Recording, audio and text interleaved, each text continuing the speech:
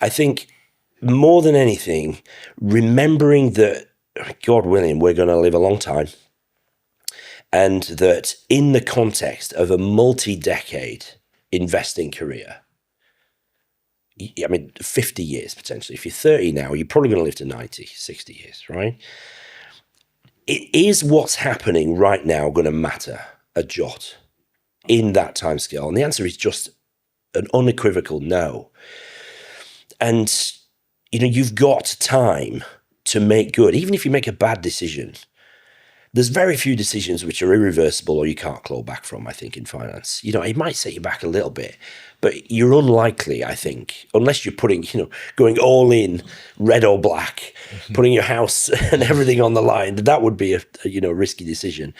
But actually, the world is much more nuanced than that. And the context of longevity and the time that we're going to be investing over, I think, is a real powerful factor. Even with my retired clients, they'll say, well, I don't want my portfolio to fall anymore. I'm 80 now. I haven't got time for it to come back. I'm like, but this is family money, right? You're probably not going to spend it all before you die. And so we're actually investing for your kids and your grandchildren. And so the investment timeline gets even longer. Yeah, generational. And we must think of money like that. It's just one asset. And if we're going to leave a really good legacy, I spend a lot of time encouraging clients to think multi-generationally rather than just their own lifespan. But even if we do only think of our own lifespan, it's still multiple decades, hopefully. And that should be enough. Your motive is to think about your whole life and your kids' life and potentially beyond.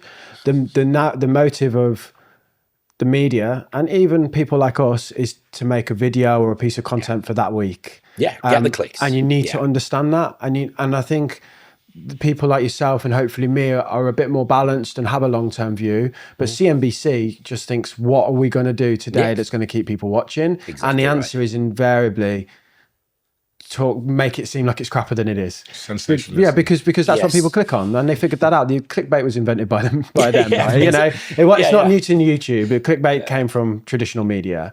You wouldn't take advice from somebody who didn't have your best interest in mind, and so you ought not to make decisions based on a media that cares nothing about you and is entirely misaligned with your long-term outlook. So you're dead right, Demo. It's all they want is today's clicks, today's eyeballs. What you want is wealth for the rest of your life. This is a clip from our chat with Pete Matthew, the godfather of this YouTube finance game, also Damien's dad.